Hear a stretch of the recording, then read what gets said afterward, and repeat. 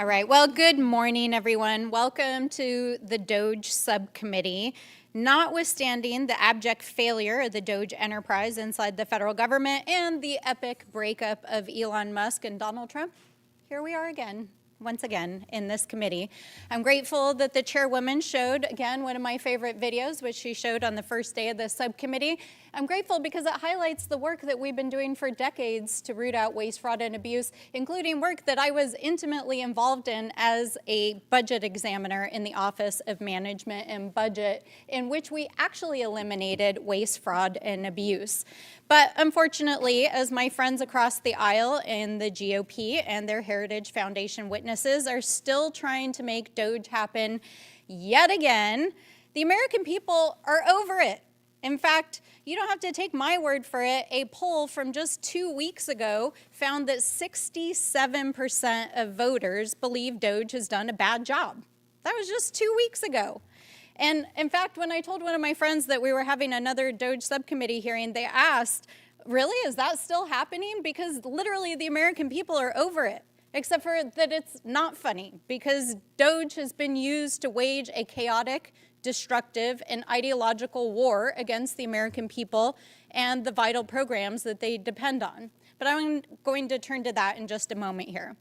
Given everything that's happening in the world right now and with this administration, I don't think we can sit here and pretend like everything is normal, because just 4 days ago, the president launched an unauthorized military attack in Iran without the consent of Congress, putting our troops and our bases in harm's way, as we saw just last night with the retaliatory bombing of one of our largest bases. And Madam Chair, I have actually been extremely grateful and wholeheartedly agree with your outspoken advocacy against this war. But like so many in this administration, so many days and weeks, this follows weeks of chaos here at home. As the president has deployed U.S. Marines and National Guard on our own soil against our own people, his DHS secretary and federal officials shoved a U.S. senator to the ground, DOJ indicted a sitting congresswoman in this House for doing her job, and tried to arrest a New York City official in a federal courthouse. This is not only not normal, it is dangerous, it is anti-American, and it is anti-democratic. And so we're not going to sit here today and pretend like what this administration is doing is normal. And we're not going to sit here and pretend like DOGE is just some normal government program. It is a scam in service of a political agenda. While we came to the table at the beginning of this whole process in good faith with real ideas, bipartisan ideas that folks have been working on for years, and a desire to actually fix and modernize the federal government, what we've seen from DOGE is the exact opposite. It has so failed in its stated mission of saving money that even the president asked if it was bullshit as Elon Musk was exiting the building. And if they want to talk about fiscal responsibility, while we're sitting here, they're still trying to pass a reconciliation bill across the aisle that would saddle taxpayers with $2.5 trillion in deficit spending. And in the last few weeks, reports have revealed that DOGE may actually have cost the federal government more than it actually saved because of the mass firings, dismantled agencies, stolen data, lawsuits, agencies in chaos, agencies that are not able to do their basic operational duties. This is not efficiency. This is a scam. And that's not even to mention the completely reckless and needless suffering that DOGE has caused. We're talking about millions of children and people across the planet who no longer will have access to food and medicine because of the very $9 billion rescission package that was just discussed. Thousands of veterans and public service servants here at home whose lives have been shattered, and millions of Americans who've been impacted by the gutting of vital programs, including staffing at Social Security. And now they're here today to try to make the case for making it permanent. Are you serious? Really? Are you serious? I can't even believe my ears. So why are they actually trying to make DOGE permanent? Well, I think you have to look no further than the witnesses that they've called over the last several hearings, including today. We've got the Heritage Foundation and other authors and architects of Project 2025.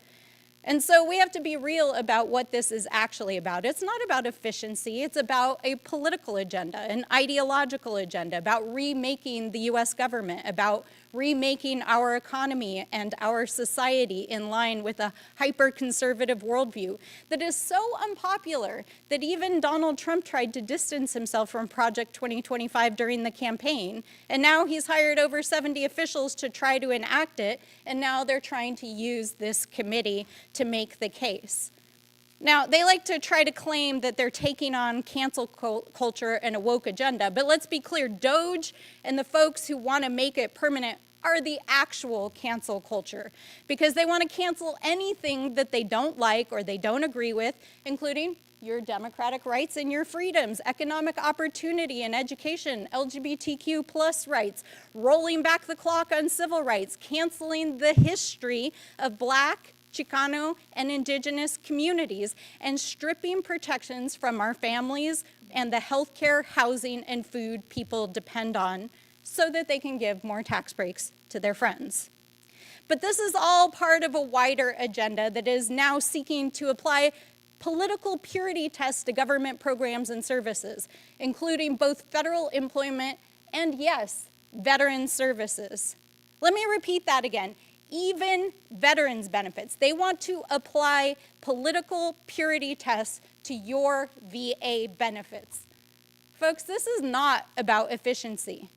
This is about eroding and privatizing our institutions, gutting programs that keep our people and our country safe. It's about rewriting history and remaking society to take us back decades, if not centuries. In short, it's about making this country less free, less democratic, less prosperous, and frankly, consolidating power under Trump and his allies who are becoming increasingly dangerous, ideological, and yes, autocratic.